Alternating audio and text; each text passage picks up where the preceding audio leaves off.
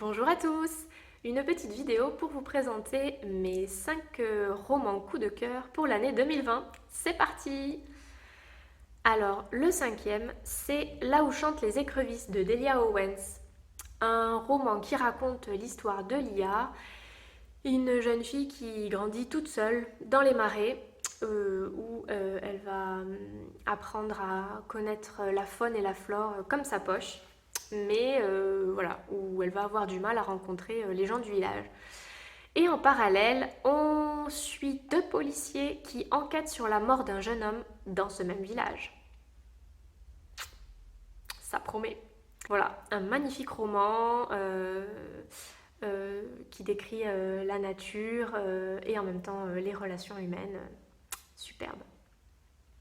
Le quatrième, c'est Les Roses Fauves de Carole Martinez. Alors Carole Martinez, je ne sais pas si vous aviez lu Le Cœur cousu, moi j'avais beaucoup aimé, c'est pour ça que je me suis lancée dans cette lecture. Et voilà, c'était largement à la hauteur. Ça raconte l'histoire d'une autrice, qui est peut-être Carole Martinez, qui part en Bretagne pour écrire un nouveau livre, pour chercher l'inspiration. Et elle va rencontrer Lola, qui travaille au bureau de poste, et qui a dans son armoire, dans sa chambre, des cœurs cousus. C'est une tradition d'Andalousie où les femmes, lorsqu'elles sentent leur mort arriver, fabriquent vite fait un petit cœur en tissu où elles mettent des petites bandelettes de papier à l'intérieur, où elles écrivent leur vie, leurs secrets les plus intimes. Donc Lola en possède plusieurs de ses ancêtres, puisqu'après on le transmet à sa fille ou à sa petite fille. Donc Lola en a plusieurs, dont un qui est un petit peu éclaté, un petit peu ouvert. Du coup, les deux femmes vont se mettre à lire cette histoire et à découvrir la vie de l'ancêtre de Lola.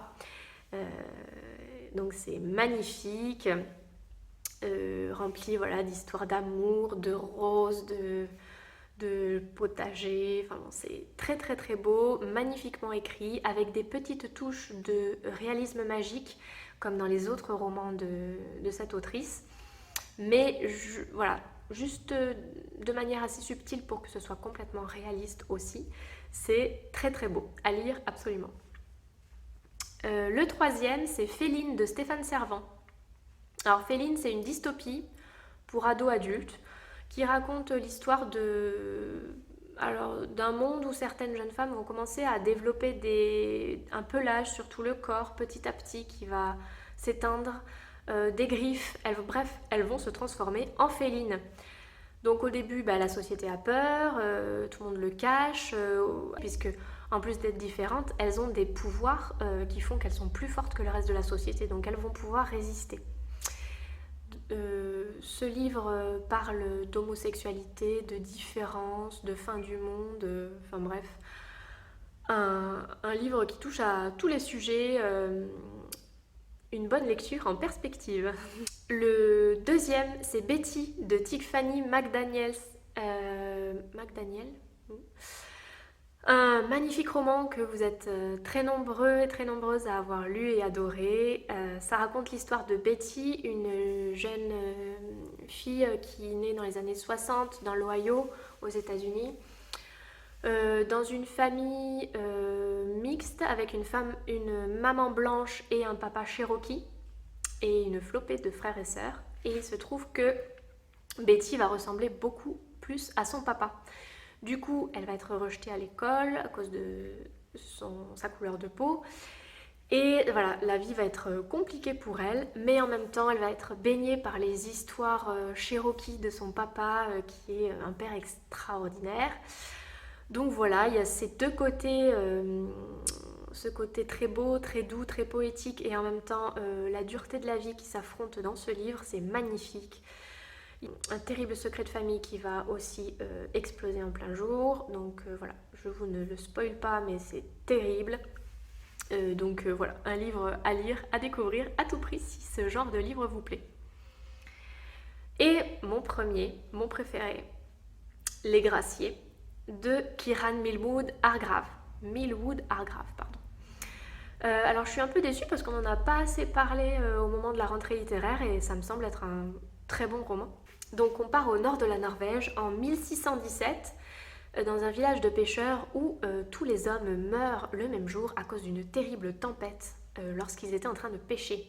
Du coup, les femmes, après avoir fait le deuil de leur frère, de leur mari, de leur père, vont devoir s'organiser pour survivre. Du coup, elles vont devenir un peu plus fortes, elles vont faire certaines tâches qui incombaient avant aux hommes, et ça va inquiéter fortement les autorités, qui vont envoyer un homme pour vérifier que ces femmes ne font pas n'importe quoi et ne deviennent pas des sorcières. Absalom va arriver dans ce village. Pour pas partir tout seul, il va vite fait se marier avec la première fille qui lui passe devant les yeux, et il se trouve que c'est Ursa, une jeune fille qui s'occupait autrefois de sa sœur malade, qui n'a jamais vécu autre part qu'en ville, qui ne sait pas faire du pain, qui ne sait pas faire du feu, et qui va se retrouver du coup toute seule, perdue dans ce village. Heureusement, elle va se lier d'amitié avec Maren, une fille du village, qui va lui apprendre beaucoup de choses. Et la présence d'Absalom, le mari d'Ursa, va devenir dangereuse, pour les deux femmes. Suspense. La chute est... Oh, donc un très très chouette roman à découvrir si ça vous intéresse. Voilà, c'est tout pour ce top 5. Je ferai sûrement une autre vidéo pour parler des bandes dessinées parce que c'est aussi un autre sujet intéressant. Donc si ça vous intéresse, n'oubliez pas de vous abonner. À très bientôt!